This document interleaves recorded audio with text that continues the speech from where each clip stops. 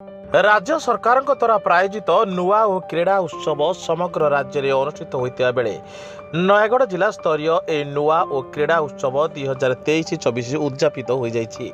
13 तारिख आरंभ होता यह कार्यक्रम उद्यापन उत्सव नयगढ़ स्टाडियम अनुष्ठित हो जाइछि। क्रीड़ा उत्सव उद्यापन कार्यालय रणपुर विधायक सत्यनारायण प्रधान, जिला परिषद सभापति देवाशीष पट्टनायक, जिला परिषद कार्यनिर्वाही अधिकारी सुचारू कुमार बल और नयगढ़ जिलापाल रवींद्रनाथ साहू प्रमुख जोगदे क्रीड़ाविद मानक मानपत्र, ट्रॉफी और अर्थराशि प्रदान पूर्वक पुरस्कृत करथिले। ए कार्यक्रम में नयगढ़ जिलार 8टी ब्लॉक और नयगढ़ पौरपालिका मोट 1430 क्रीड़ाविद जोग देइथिले।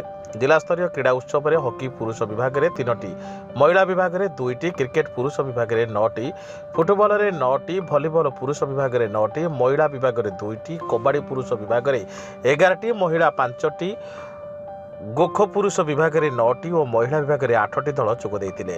प्रति विभाग चंपियन दल राज्यस्तरीय क्रीड़ा उत्सव में जोग देवा पई मनोनीत होइछंती।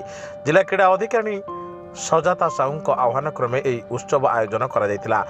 ए क्रीड़ा उत्सव को विभिन्न विद्यालय क्रीड़ा शिक्षक और शिक्षयित्री माने सुचारू रूपे परिचालना करथिले एवं क्रीड़ा छात्रावासर समस्त कर्मचारी मानकर सहयोग में क्रीड़ा उत्सव सरस और सुंदर भाव समाप्त होइतिला। प्रतियोगी मानक प्रथम पुरस्कार 50,000 टंका और द्वितीय पुरस्कार 30,000 टंका और तृतीय पुरस्कार 20,000 टंका अर्थराशि प्रदान करा जायतिला। नयगढ़ जिलूर स्पेशल ब्यूरो चीफ प्रदीप्त कुमार साहू रिपोर्ट, साई सत्य न्यूज।